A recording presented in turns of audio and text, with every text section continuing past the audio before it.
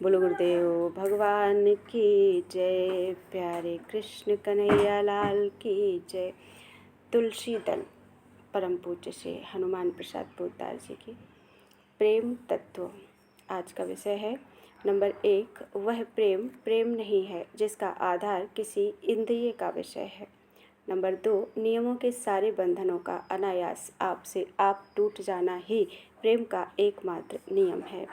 Number 3, जब तक नियम जानबूझकर तोड़े जाते हैं तब तक प्रेम नहीं है। कोई ना कोई आसक्ति तुमसे वैसा करवा रही है। प्रेम में नियम तोड़ने नहीं पड़ते, परंतु उनका बंधन आपसे आप टूट जाता है। नंबर 4, प्रेम में एक विलक्षण मत्तता होती है जो नियमों की ओर देखना नहीं जानती। नंबर 5, प्रेम में भी सुख की खोज होती है, परंतु उसमें विशेषता यही है कि यहाँ प्रेमास्पद का सुख ही अपना सुख माना जाता है। नंबर 6, प्रेमास्पद के सुखी होने में यदि प्रेमी को भयानक नरक यंत्रणा भोगनी पड़े तो उसमें भी उसे सुख ही मिलता है, क्योंकि वह अपने अस्तित्व के प्रेमास्पद के अस्तित्व में विलीन कर चुका है। नंबर 7, अपना सुख चाहने वाली तो वैश्या हुआ करती है जिसके प्रेम का कोई मूल्य नहीं। पतिव्रता तो अपना सर्वस्व देकर भी पति के सुख में ही सुखी रहती है, क्योंकि वह वास्तव में एक पति के सिवा अन्य किसी पदार्थ को अपना नहीं जानती। नंबर 8, प्रेमास्पद यदि प्रेमी के सामने ही उसकी सर्वथा अवज्ञा कर किसी नवीन आगंतुक से प्रेमालाप करे तो इससे प्रेमी को क्षोभ नहीं होता, उसे तो सुख ही होता है, क्योंकि इस समय उसके प्रेमास्पद को सुख हो रहा है। नंबर 9, जो वियोग वेदना अपमान अत्याचार और भय भर्त्सना आदि सब को सहन करने पर भी सुखी रह सकता है, वही प्रेम के पाठ का अधिकारी है। नंबर 10, प्रेम जवान की चीज़ नहीं। जहाँ लोक परलोक के अर्पण की तैयारी होती है वहाँ प्रेम का दर्शन हो सकता है। नंबर 11, प्रेम के दर्शन बड़े दुर्लभ हैं। सारा जीवन केवल प्रतीक्षा में बिताना पड़े तब भी क्षोभ करने का अधिकार नहीं। नंबर 12, प्रेम खिलौना नहीं है परंतु धधकती हुई आग है। जो सब कुछ भुलाकर उसमें कूद पड़ता है उसे पाकर कृतार्थ हो जाता है वही। नंबर 13, प्रेम का आकार असीम है। जहाँ संकोच या सीमा है वहाँ प्रेम को स्थान नहीं। नंबर 14, प्रेम प्रेम के लिए ही किया जाता है और इसकी साधना में बिना विराम के नित्य नया उत्साह बढ़ता है। नंबर 15, प्रेम अनिर्वचनीय है। प्रेम का स्वरूप केवल प्रेमियों की हृदय गुफाओं में ही छिपा रहता है। जो बाहर आता है सो तो उसका कृत्रिम स्वरूप होता है। नंबर 16, भगवान श्री राम ने देवी सीता जी को संदेशा कहलवाया था। तत्व प्रेम कर मम अरु तोरा, जानत प्रिया एक मन मोरा, सो मन रहत सदा तुहि पाही, जाने हु प्रीति रीति यही माही। कबीर ने कहा, प्रेम न बाड़ी नीप जय, प्रेम न हाट बिकाय, राजा परजा जेहि रुचे, शीस देहि ले जाए। जब मैं था तब हरि नहीं, अब हरि है मैं नाही, प्रेम गली अति साकरी, ता में दो न समाय। भक्ति भक्त भगवंत गुरु, चतुर नाम बपु एक, इनके पद बंदन किए, नाशत विघ्न अनेक। भक्ति सुधा सागर तरंग। भक्ति भक्त भगवंत गुरु, चतुर नाम बपु एक, इनके पद वंदन किए, नाशत विघ्न अनेक। नंबर 1, प्राणी मात्र पूर्ण और नित्य सुख चाहते हैं। दूसरा, पूर्ण और नित्य सुख अपूर्ण और अनित्य वस्तु से कभी नहीं मिल सकता। नंबर 3, ब्रह्मलोक तक के समस्त भोग अपूर्ण और अनित्य हैं। उनकी प्राप्ति से नित्य तृप्ति नहीं होती, वहाँ से भी वापस लौटना पड़ता है। पूर्ण और नित्य तो केवल एक परमात्मा है, जिसके मिल जाने पर फिर कभी लौटना नहीं पड़ता। इसीलिए मनुष्य किसी भी स्थिति में तृप्त और संतुष्ट नहीं है।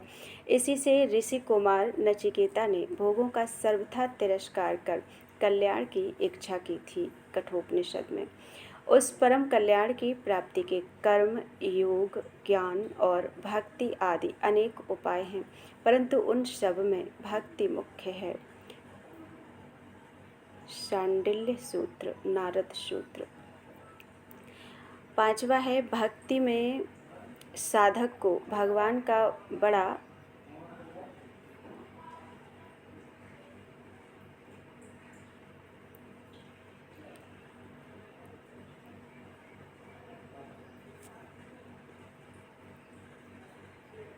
सहारा रहता है।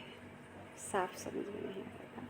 भक्ति में साधक को भगवान का बड़ा सहारा रहता है। अपने चित्त लगाने वाले भक्त को भगवान ऐसी निश्चयात्मिका विमल बुद्धि दे देते हैं जिससे कि अनायास ही परम सिद्धि प्राप्त कर सकता है। साधक भगवान बहुत शीघ्र उसका संसार सागर से उद्धार कर देते हैं। छठवा है, भक्ति रहित योग, साध्य, स्वाध्याय, तप या त्याग से भगवान उतने प्रसन्न नहीं होते जितने भक्ति से होते हैं। भागवत में कहा गया है, क्योंकि भक्ति में इन सबका स्वाभाविक समावेश और भगवान के परम तत्व को जानना, भगवान के दर्शन करना तथा भगवान में मिल जाना तो केवल अनन्य भक्ति से ही संभव है। अखिल विश्व के आत्मस्वरूप एक परमात्मा को सर्वतोभौम से आत्मसमर्पण कर देना, उस भूमा की असीम सत्ता में अपनी आत्मसत्ता को सर्वथा विलीन कर देना ही वास्तविक भक्ति है। इसी भक्ति का तत्वज्ञ और रसज्ञ भक्तों ने परम प्रेम रूपा और परानुराग रूपा के नाम से वर्णन किया है। असल में तत्वज्ञान और पराभक्ति एक ही स्थिति के दो नाम हैं। आठवां है, जगत के वंदनीय जनों तथा देवताओं की भी भक्ति की जाती है, परंतु मनुष्य के अनादिकालीन ध्येय नित्य और पूर्ण सुख रूप परमात्मा को प्राप्त कराने वाली तो ईश्वर भक्ति ही है। अतएव भक्ति शब्द से ईश्वर भक्ति ही समझना चाहिए। नौवां है, साकार निराकार दोनों ही ईश्वर के रूप हैं। परमात्मा अव्यक्त रूप से सब में व्याप्त हैं और वही भक्त की भावनानुसार व्यक्त आकार, व्यक्त साकार अग्नि की तरह है, चाहे जब चाहे जहाँ प्रकट हो सकता है।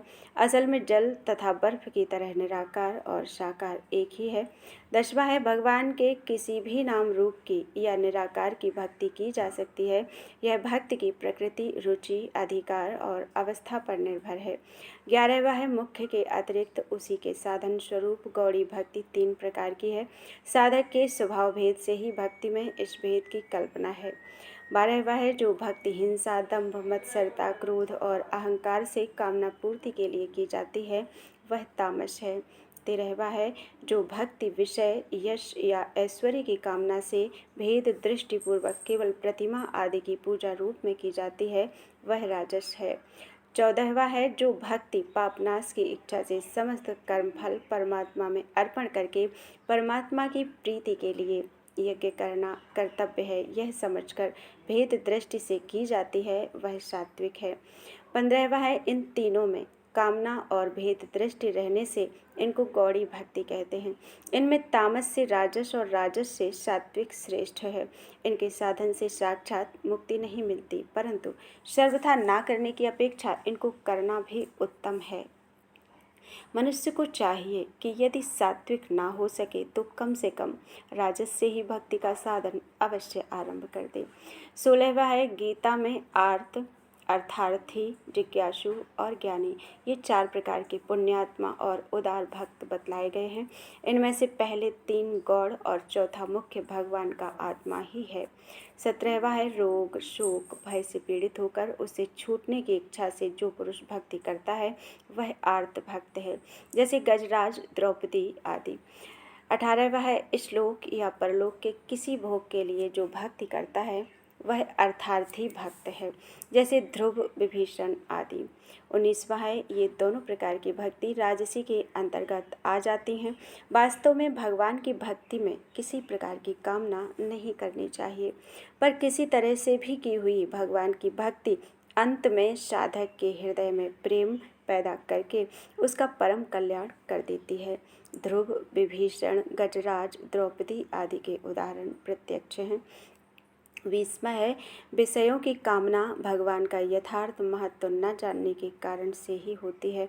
इससे जो पुरुष भगवान के रहस्य को यथार्थ रूप से जानने के लिए भक्ति करता है वह जिज्ञासु कहलाता है, उसे अन्य कोई कामना नहीं रहती, इसीलिए वह पूर्वोक्त दोनों से उत्तम माना गया है। वास्तव में स्वरूप जाने बिना भक्ति किसकी और कैसे हो। 21वां है, भगवान को यथार्थ जानकर जो अभेद भाव से निष्काम और अनन्य चित्त होकर भक्ति करता है वह ज्ञानी भक्त है। ऐसे तन्मय एकांत भक्त को ही श्री नारद ने मुख्य बतलाया है। वास्तव में जो अपने में भगवान की भावना करके सब प्राणियों में अपने को और भगवत स्वरूप आत्मा में सबको देखता है वही श्रेष्ठ भागवत है। परंतु इस प्रकार के सर्वत्र वासुदेव को देखने वाले भक्त जगत में अत्यंत दुर्लभ हैं। परमात्मा के महात्म्य को ना जानकर जो भक्ति की जाती है वह तो व्यभिचारिणी स्त्री की उपपत्ति के प्रति रहने वाली प्रीति के सदृश है। 22वां है, भगवान के सम्यक ज्ञान बिना भजन का परम आनंद स्थायी और एक सा नहीं होता। भजन की एकतानता में श्री नारद जी ने गोपियों का दृष्टांत देकर यह बतलाया है कि गोपियों की भक्ति अंध नहीं थी, वे भगवान को यथार्थ रूप से जानती थीं। गोपियों की पनमोट भक्ति में व्यभिचार देखने वालों की आँखें और बुद्धि दूषित है। गोपियों की परम उच्च भक्ति में व्यभिचार देखने वालों की आँखें और बुद्धि दूषित है। 23वां है, ज्ञानी भक्त भगवान को आत्मवत प्रिय होते हैं। यह नहीं समझना चाहिए कि आत्माराम ज्ञानी पुरुष नित्य बोध स्वरूप में अभिन्न स्थित होने के कारण भक्ति नहीं करते। सच्ची अहेतुकी भक्ति तो वे ही करते हैं। भगवान के गुण ही ऐसे विलक्षण हैं कि सुखदेव जी सरीखे आत्मा राम मुनियों को भी उनकी अहेतुकी भक्ति करनी पड़ती है। 24वां है, भगवान ही सब भूतों के भीतर बाहर और सर्वभूत रूप से स्थित हैं। यह जानकर भक्तगण उस सर्वव्यापी भगवान के गुण सुनते ही सब प्रकार की फलाकांक्षा से रहित होकर गंगा का जल जैसे स्वाभाविक ही बहकर समुद्र के जल में अभिन्न भाव से मिल जाता है, वैसे ही अपनी कर्म गति को अविच्छिन्न भाव से भगवान में समर्पण कर देते हैं। इसी का नाम निर्गुण या निष्काम भक्ति है। इसी को अहेतुकी भक्ति कहते हैं। 25वां है, ऐसे अहेतुक भक्त आप्त काम, पूर्ण काम और अकाम होने के कारण भगवत सेवा के स्वाभाविक आचरण को छोड़कर अन्य किसी भी वस्तु की इच्छा नहीं करते। संसार के भोग और स्वर्ग सुख की तो गिनती ही क्या है, वे मुक्ति भी नहीं ग्रहण करते।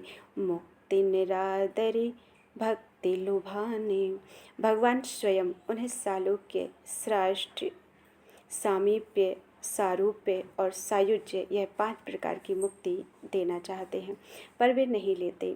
यही आत्यंतिक एकांत भक्ति है। 26वां है, ऐसे भक्त श्रद्धायुक्त होकर अनिमित्त माया भोग को त्याग कर हिंसा द्वेष से रहित होकर विधिवत कर्मयोग का निष्काम आचरण करते हैं। भगवान का दर्शन, सेवन, अर्चन, स्तवन और भजन करते हैं। धैर्य और वैराग्य से युक्त होकर प्राणी मात्र में भगवान को देखते हैं। महात्माओं का मान, दीनों पर दया और समान अवस्था के लोगों से मैत्री करते हैं।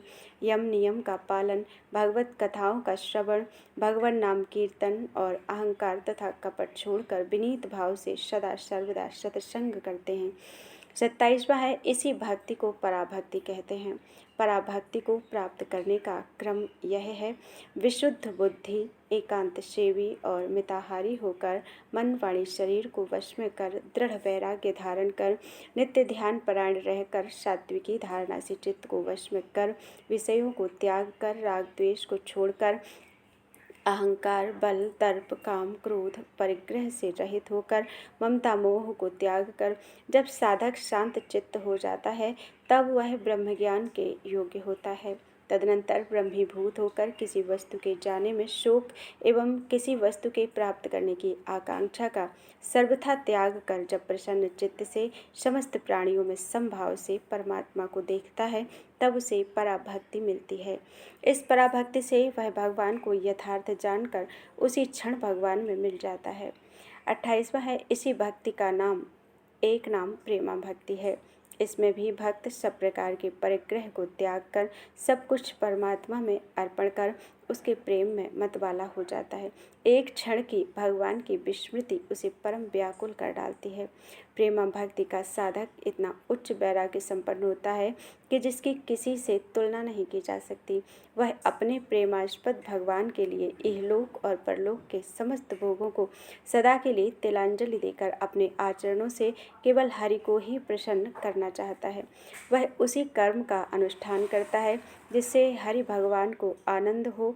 तत्सुखे सुखित्वम ही उसके जीवन का लक्ष्य रहता है। वह अपना सिर तो हथेली पर रखे घूमता है।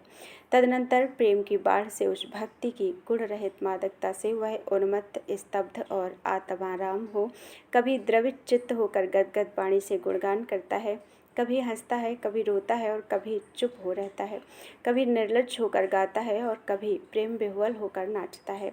ऐसे भक्ति संपन्न सच्चे प्रेमी पुरुष के संसर्ग से त्रिभुवन पवित्र होता है। ऐसे प्रेमियों के कंठ रुक जाते हैं। वे आंसुओं की धारा बहाते हुए कुल और पृथ्वी को पवित्र करते हैं। वे तीर्थों को सुतीर्थ, कर्म को सत्कर्म और शास्त्र को सतशास्त्र बनाते हैं। क्योंकि वे भगवान में तन्मय हैं, उनको देखकर पितृगण आनंद में भर जाते हैं। देवता नाच उठते हैं और पृथ्वी सनाथा हो जाती है। 29वां है, प्रेमी भक्त सब प्रकार के विधि निषेधों से स्वाभाविक ही परे रहते हैं। आगे चलकर वह भक्त तद्रूप हो जाते हैं और समस्त जड़ चेतन जगत में केवल हरि का स्वरूप ही देखते हैं। उनका मैंपन भगवान में सर्वथा विलीन हो जाता है। यही प्रेमा भक्ति का परिणाम है। इसी का एक नाम अनन्य भक्ति है।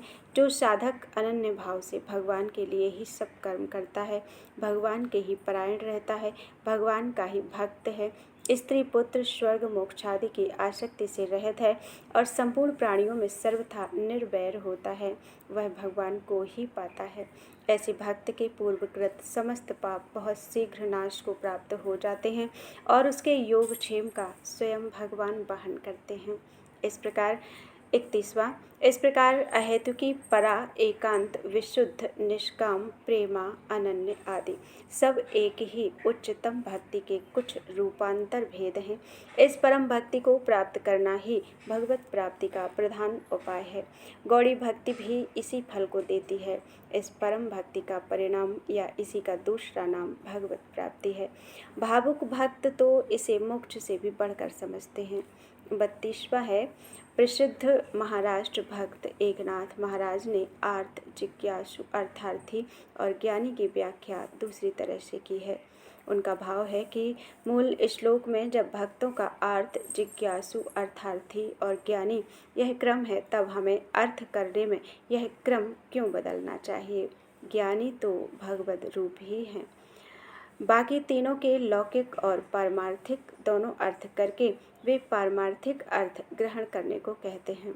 आर्त अर्थात रोगी, लौकिक अर्थ भगवत प्राप्ति के लिए व्यथित पारमार्थिक अर्थ, जिज्ञासु वेदशास्त्र के जानने का इच्छुक ये लौकिक अर्थ, भगवत तत्व जानने के लिए उद्योग करने वाला पारमार्थिक अर्थ, अर्थार्थी धन की कामना वाला लौकिक अर्थ। सब अर्थों में एक भगवान ही परम अर्थ हैं, ऐसी दृढ़ भावना वाला भगवान का अर्थी अर्थात पारमार्थिक अर्थ। इस अर्थ का क्रम देखने से उत्तरोत्तर उत्तमता समझ में आती है। भगवान के लिए जिसके हृदय में व्यथा उत्पन्न होती है वह अर्थ। तदनंतर जो वेद, शास्त्र, पुराण आदि और साधु महात्माओं के सेवन द्वारा भगवान का अनुसंधान करता है वह जिज्ञासु। और भगवान के सिवा अन्य सभी अर्थ अनर्थ रूप हैं, यूँ जानकर सभी अर्थों से उस एक अर्थ को देखने वाला अर्थार्थी एवं उस अर्थ के प्राप्त कर लेने पर सब कुछ हरिमय है, इस निश्चय पर सदा आरूढ़ रहने वाला ज्ञानी भक्त है। इस 33वां इस भक्ति साधन की 9 सीढ़ियाँ हैं। श्रवण, कीर्तन, स्मरण, पाद सेवन, पूजन, वंदन, दास्य, सख्य और आत्मनिवेदन।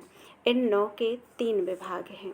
श्रवण, कीर्तन, स्मरण से भगवान के नाम की सेवा, पाद सेवन, पूजन और वंदन से रूप की सेवा और दास्य, सख्य तथा आत्मनिवेदन से भाव द्वारा होने वाली सेवा है।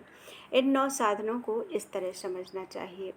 श्रवण अर्थात भगवान की महिमा, कीर्ति, शक्ति, लीला, कथा और उनके चरित्र, नाम, गुण, ज्ञान, महत्व आदि को श्रद्धापूर्वक अतृप्त मन से सदा सुनते रहना और अपने को तद अनुसार बनाने की चेष्टा करना। राजा परीक्षित, राजा पृथु, उद्धव आदि इसी श्रेणी के भक्त हैं। कीर्तन भगवान के यश, पराक्रम, गुण, महात्म्य, चरित्र और नामों का प्रेम पूर्वक कीर्तन करना। कीर्तन स्वाभाविक होना चाहिए, उसमें कृत्रिमता न हो। कीर्तन केवल भगवान को रिझाने की शुभ भावना से हो, लोगों को दिखलाने के लिए ना हो। कीर्तन नियमित रूप से हो। यथासंभव कीर्तन में बाजे और करताल का भी प्रबंध रहे। कीर्तन के साथ स्वाभाविक नृत्य भी हो। समय समय पर मंडली बनाकर नगर संकीर्तन भी किया जाए। स्वाभाविक कीर्तन वह है जो अपने मन की मौज से, अपने सुख के लिए बिना प्रयास होता है। उसमें एक अनोखी मस्ती रहती है जिसका अनुभव उस साधक को ही होता है, दूसरे लोग उसका अनुमान भी नहीं कर सकते। माननीय गुणज्ञ सारग्राही सत्पुरुष इसीलिए कलयुग की प्रशंसा करते हैं कि इसमें कीर्तन से ही साधक संसार के संग का त्यागी होकर परम धाम को पाता है। महाप्रभु चैतन्य जी, भक्त तुकाराम जी और नरसिंह जी आदि इसके उदाहरण हैं। इस दोषपूर्ण कलयुग में यही एक भारी गुण है कि इसमें भगवान के कीर्तन से ही मनुष्य समस्त बंधनों से छूटकर परम धाम को प्राप्त करता है। सतयुग में भगवान के ध्यान से, त्रेता में यज्ञ से, द्वापर में सेवा से जो फल होता था वही कलयुग में केवल श्रीहरि कीर्तन से होता है। अतएव जो अहरनिश प्रेम पूर्वक हरि कीर्तन करते हुए घर का सारा काम करते हैं वे भक्त जन धन्य हैं। भगवान के नाम के समान मंगलकारी और कुछ भी नहीं है।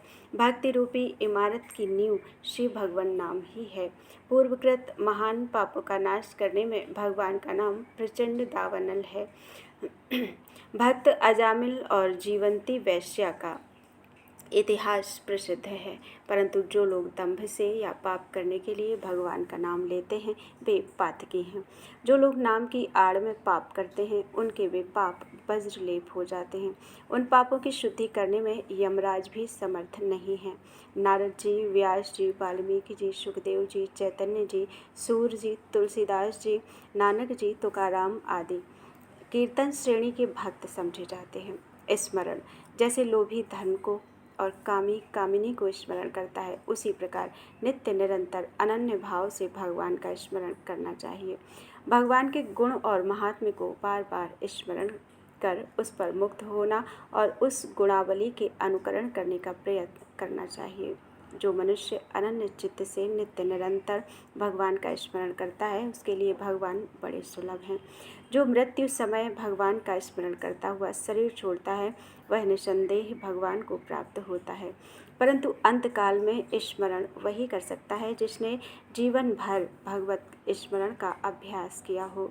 स्मरण के अंतर्गत ही ध्यान समझना चाहिए। स्मरण भक्ति में प्रहलाद, भीष्म, हनुमान, ब्रजबालाएं, विदुर, अर्जुन आदि समझने चाहिए। पाद सेवन श्रवण, कीर्तन और स्मरण तो निराकार और निर्गुण भगवान का भी हो सकता है, परंतु पाद सेवन से लेकर आत्मनिवेदन तक में साकार की भी आवश्यकता रहती है। भक्त श्री भगवान के जिस रूप का उपासक हो उसी का चरण सेवन करना चाहिए। भगवत पदारविंद सेवन भक्ति में प्रधान साधन है। महादेवी श्री लक्ष्मी जी सदा भगवान के पाद सेवन में प्रवृत्त रहती हैं। जब तक यह जीव श्री भगवान के चरणों का आश्रय नहीं लेता तभी तक वह धन, घर और परिवार के लिए शोक, भय, इच्छा, तिरस्कार और अति लोभ आदि के द्वारा सताया जाता है। ज्ञान वैराग्य युक्त होकर योगी लोग भक्ति योग से भगवान के चरणों का आश्रय लेकर निर्भय हो जाते हैं।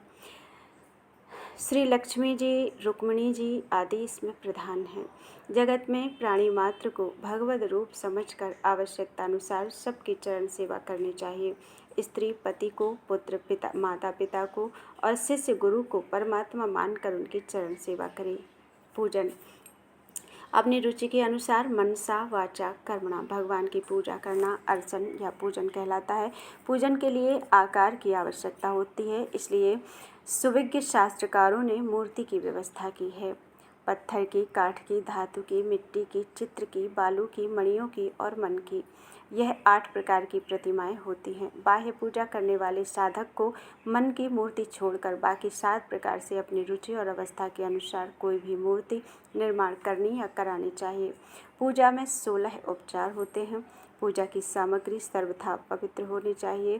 केवल बाहरी पवित्रता ही नहीं, परंतु भगवान की पूजा सामग्री न्यायोपार्जित द्रव्य की होनी चाहिए। अन्याय या चोरी से उपार्जित द्रव्य द्वारा भगवान की पूजा करने से वह पूजा कल्याण देने वाली नहीं हो सकती। शुद्ध वृत्ति द्वारा उपार्जित द्रव्य से ही नारायण भगवान का यज्ञ करना चाहिए। भगवान की पूजा करने वाले को द्रव्य शुद्धि के लिए धन कमाने में अन्याय असत्य का त्याग करना चाहिए। इसके सिवा भगवान को वही वस्तु अर्पण करनी चाहिए जो अपने को अत्यंत प्रिय और अभिलषित हो। जो लोग निकम्मी चीज़ें भगवान को अर्पण कर अभिलषित वस्तु की रक्षा करते हैं, वे यथार्थ में भक्त नहीं हैं। इसलिए पूजा के साथ साथ हृदय में भक्ति भी चाहिए। भक्ति रहित पुरुष पुष्प, चंदन, धूप, दीप, नैवेद्य आदि अनेक सामग्रियों द्वारा भगवान की बड़ी पूजा करता है, तब भी भगवान उस पर प्रसन्न नहीं होते। भगवान प्रेम या भाव के भूखे हैं। उन्हें पूजा करवाने की अभिलाषा नहीं है। केवल भक्तों का मान बढ़ाने और उन्हें आनंद देने के लिए ही भगवान पूजा स्वीकार करते हैं। असल में जो लोग भगवान का सम्मान करते हैं वह उन्हीं को मिलता है। जैसे दर्पण में अपने ही मुख की शोभा दिख पड़ती है, भगवान के किसी रूप विशेष की मानसिक पूजा भी होती है। भगवान के एक एक अवयव की कल्पना करते हुए दृढ़ता से संपूर्ण मूर्ति को मन में स्थिर करके उसकी पूजा करनी चाहिए। तदनंतर मूर्ति को चित्त से हटाकर चित्त को सर्वथा चिंतन शून्य निर्विषय करके अचिंत्य परमात्मा में स्थित होकर रहना चाहिए। यह अचिंत्य ही विष्णु का परम पद है। भगवान के अवतारों के दिव्य शरीरों का वर्णन पुराणों में पढ़कर तदनुसार मूर्ति निर्माण या मन में कल्पना की जा सकती है। इस रूपमय जगत की उत्पत्ति अरूप से ही हुई है, इसीलिए रूप से ही वापस अरूप में पहुंचा जा सकता है। जब चतुर चित्रकार अपने मनोमय रूप को चित्रांकित करके दिखला देता है, तब यह भी मानना चाहिए कि भक्त के हृदय पट पर भगवान के जिस असाधारण सौंदर्य की छाया पड़ती है, भक्त भी उसे बाहर अंकित करके उसकी पूजा कर सकता है। बाहर भीतर दोनों जगह पूजा होने से ही तो पूजा की पूर्णता है। मूर्ति पूजा से भक्ति की वृद्धि में बड़ा लाभ हुआ है और उसकी बड़ी भारी आवश्यकता है। अतएव भक्तों को मूर्ति पूजा का विरोध करने वाले लोगों के फेर में भूल कर भी नहीं पड़ना चाहिए। बोलो वृंदावन बिहारी लाल की जय। त्वदीयं वस्तु गोविंदम तुभ्यमेव समर्पितम्।